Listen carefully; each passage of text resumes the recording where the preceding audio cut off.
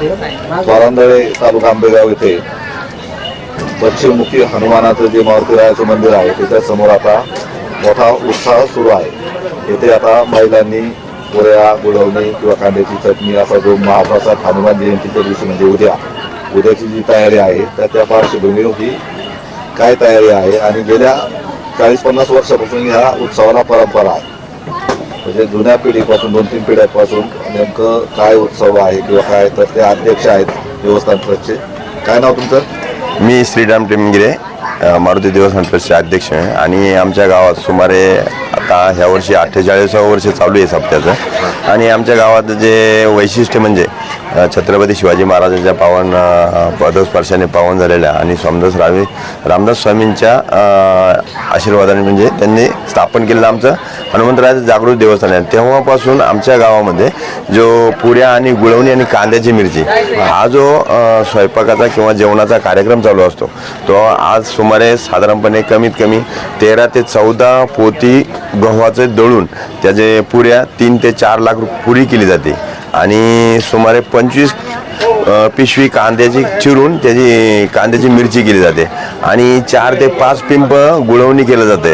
एवढा आमचा काल्याचा भंडारा असतो यात्रेचा।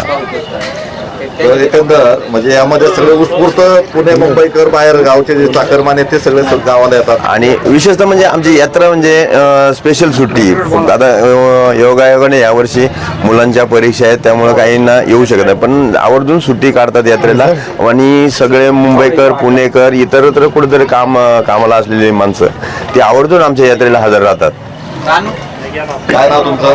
मी सुरेश नथू विश्वासराव, मारुती देवस्थान ट्रस्टचे खजिनदार। बरं, काय तयारी चालली किंवा काय किती वर्षापासून याची परंपरा आहे? परंपरा फार पूर्वीची आहे, पण आमच्याकडे आता हे 50 वर्षापासून आता 48वं वर्ष आहे आम्हाला माहीत असल्यापासूनचं। तर पारंपरिक पद्धतीने पुऱ्या करणे, या जवळजवळ 11 ते 12 पोत्याच्या पुऱ्या आहेत। कांद्याची 5 ते 10 पोत्याची चटणी असते, साधारण 3 ते 4 पिंप गुळवणी असतं। हे दरवर्षी नित्यनियम आहे आणि याच्यासाठी कोणाला घरी जाऊन निमंत्रण देण्याची गरज नाही। लोक स्वयंस्फूर्तीनं इथे येऊन हा कार्यक्रम करतात। सगळं गहू वगैरे इथं आणून देतात, वर्गणी आणून देतात, असं की जबरदस्ती कोणावर नाही। ह्या पद्धतीनं हा कार्यक्रम चालू असतो आणि मारुतीरायाची आख्यायिका म्हणजे नवसाला पावणार मारुतीराय। कधी लोकांचे काय अडीअडचणीला त्याची हे होते, लोकांना अनुभव येतो त्या गोष्टीचा। नवसाला पावणारा मारुती तर अनेक लोक नवस्फूर्तीसाठी काय येतात, गुळाची शेरणी, पेढे।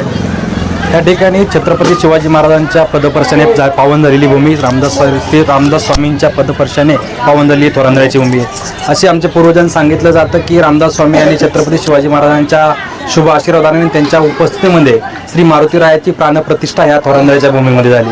गेले 48 वर्षापासून चालू असणारा हा अखंड हरिनाम सप्त्याचा गजर आणि गेले 7 दिवस या थोरांदळ्याच्या भूमीमध्ये अनेक पंचपक्वानाचा महाप्रसाद या ठिकाणी संपन्न झाला। परंतु आमच्या पंजोबांच्या काळापासून चालत आलेला हा पारंपरिक प्रसाद जो पुरी, गुळवणी आणि कांद्याची चटणी आमच्या अध्यक्षाने सांगितल्याप्रमाणे 13 ते 14 पोत्याचा गहू या ठिकाणी संकलन केलं जातं। घरटी या ठिकाणी माणशी जुन्या काळानुसार माणसापाठीमागे एक आठवा आणि उमऱ्या पाठीमागे एक आदुली असं याचं संघटन केलं जातं आणि त्याचं परत वितरण त्या ठिकाणी प्रत्येक कुटुंबाला केलं जातं। सर्व महिलांच्या सहभागातून या ठिकाणी पुरी बनवण्यासाठी हनुमान जन्मोत्सव सोहळ्याच्या आदल्या दिवशी या ठिकाणी पुरी बनवली जाते आणि हनुमान जन्म सोहळा संपन्न झाल्यानंतर या ठिकाणी महाप्रसादाचं वितरण केलं जातं। परत या ठिकाणी बाहेर पंचकोशनं अनेक भाविक भक्त या ठिकाणी हनुमंतरायाला नवस करण्यासाठी शेरणी रूपातून गुळ, पेढे अनेक प्रकारचा या ठिकाणी महाप्रसाद देण्यासाठी या ठिकाणी उपस्थित राहतात आणि ह्या माध्यमातून आपल्या चॅनलच्या माध्यमातून थोरांदळे ग्रामस्थांच्या वतीने आंबेगाव तालुक्याच्या पंचक्रोशीतील सर्व भाविक भक्तांना आम्ही ह्या यात्रेचं ज्या जन्मोत्सवाचं निमंत्रण देतो। आपण सर्वांनी बहुसंख्येने या ठिकाणी यात्रेला उपस्थित राहावे। उद्या या ठिकाणी हनुमान जन्मोत्सव सोहळा 6:33 संपन्न होणार आहे आणि हनुमान जन्म सोहळा संपन्न झाल्यानंतर जंगी कुस्त्यांचा आखाडा संपन्न होईल। त्यानंतर 3 तारखेला या ठिकाणी भव्य बैलगाड्याच्या शर्यती आणि रात्री मनोरंजनाचा कार्यक्रम संपन्न होणार आहे आणि गेले 6 महिन्यापूर्वी आमच्या थोरांदळे ग्रामस्थांच्या नेतृत्वाखाली चालू झालेलं आमचं हनुमंतरायांचं जन्नोद्धार मंदिराचं या ठिकाणी अत्यंत सुंदर काम चाललंय। त्यामध्ये या ठिकाणी थोडंसं हा, तर सर्वांनी सहभागी व्हावे. सहभागी व्हावे. जीर्णोद्धार चालला त्याला मदत करावी, हो. मत आहे. पहा, आता इथं संपूर्ण तरुण मंडळी आहेत. बऱ्याच ठिकाणी तरुणांचा ओघ लागली कार्यक्रम असतो. परंतु इथे संपूर्ण तरुण दिसतात. पावत्या फाडणे, देणग्या स्वीकारणे किंवा त्याचा हिशोब काय असतो तो देतात. या पद्धतीने आता इथं समोर आहे. काय नाव तुमचं? संजय टेमगिरे. हा, तर काय कशी पावती, काय वर्गणी कशी आता ह्या ज्या महिला येतात ना, त्या महिला आमच्याकडं नाव नोंदणी करतात. का जेणेकरून उद्या बाबा किती गावातल्या महिला इथं आलेत त्या हिशोबाने आपण त्यांची नाव नोंदणी करून घेतो. आता किती पावत्या कसं असतं इथं पावती फाडली जाते का? नाही ना, पावती काढली जाते का?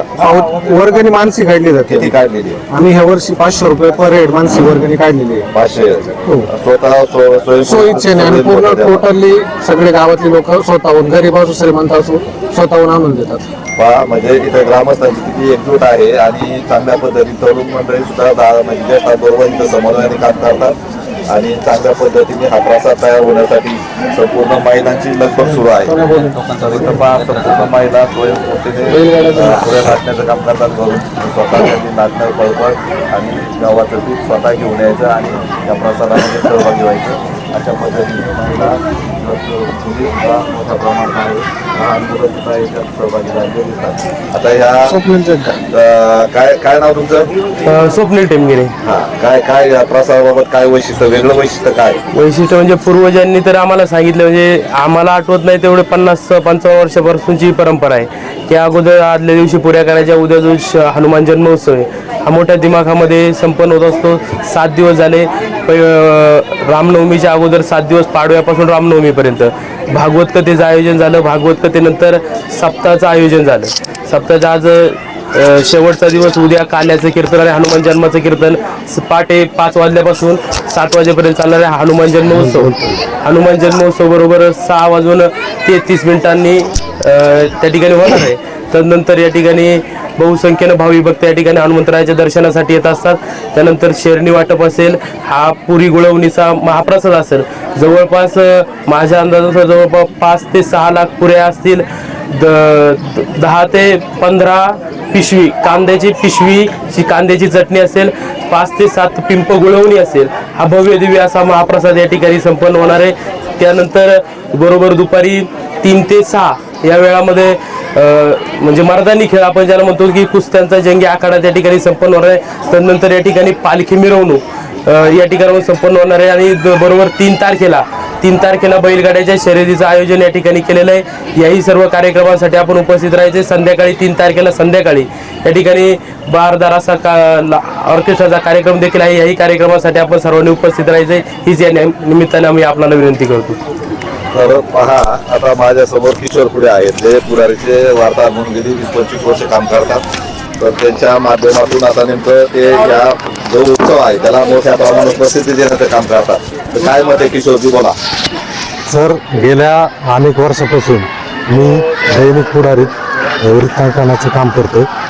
तर गेली अनेक वर्षापासून ही बातमीदारी करत असताना तर मी पाहतो हे जिल्ह्यातला हा एकमेव असा उत्सव आहे याच्यामध्ये ग्रामस्थ उत्स्फूर्त असतात आणि गावातील महिला असो, ज्येष्ठ महिला असो, ज्येष्ठ नागरिक असो, ज्येष्ठ महिला देखील पुऱ्या लाटण्याचं काम करतात आणि जे ज्येष्ठ आहेत ते कांदे चिरण्याचे काम करतात. एकंदरीत ही गावची एकी पाहता हा उत्सव एकदम सुंदर पद्धतीने दरवर्षी साजरा होतो. ठीक आहे, किशोरजी पुढे यांनी संपूर्ण याचं माहिती दिली आहे. त्या ठिकाणी जाऊया काय काय नाही.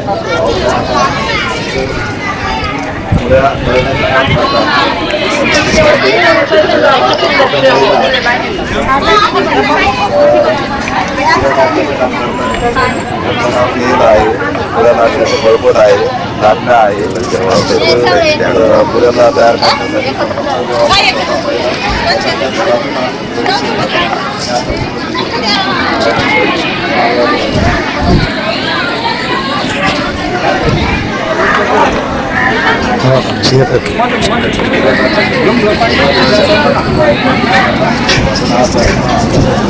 स्वतः येणारी संपूर्ण पोलीस मंडळी खेळाडूंनी सहभागी आहे. तर पुऱ्या तयार करण्याचं काम सुरू आहे. तर कांद्याची चटणी, पुऱ्या गुळवणी असा एक चांगल्या पद्धतीचा मेनू येथे तयार केला जातो आणि या सुद्धा एवढ्या आनंदाने स्वच्छता राखून पूर्ण कार्यक्रमाचं नियोजन केलं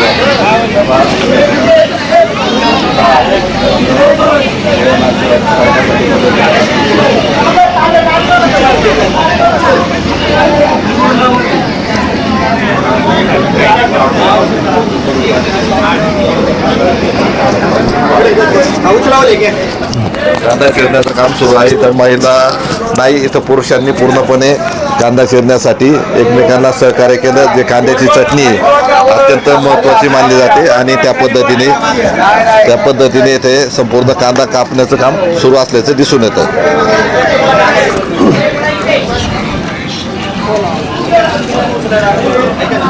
जवळजवळ 3 कढया चालू आहेत.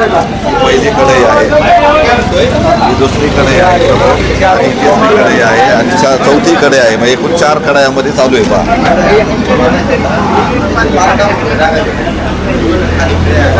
अशा पद्धतीने पुऱ्या तळल्या जातात. हे संपूर्ण समोर आपल्याला दिसतंय.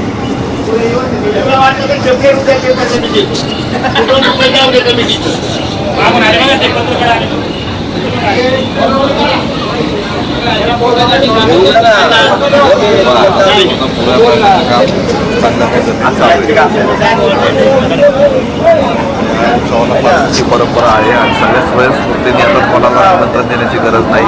अशा पद्धतीने हा उत्सव येथे साजरा केला जातो आणि उद्या इथे हनुमान जयंती उत्सव झाल्यानंतर गावात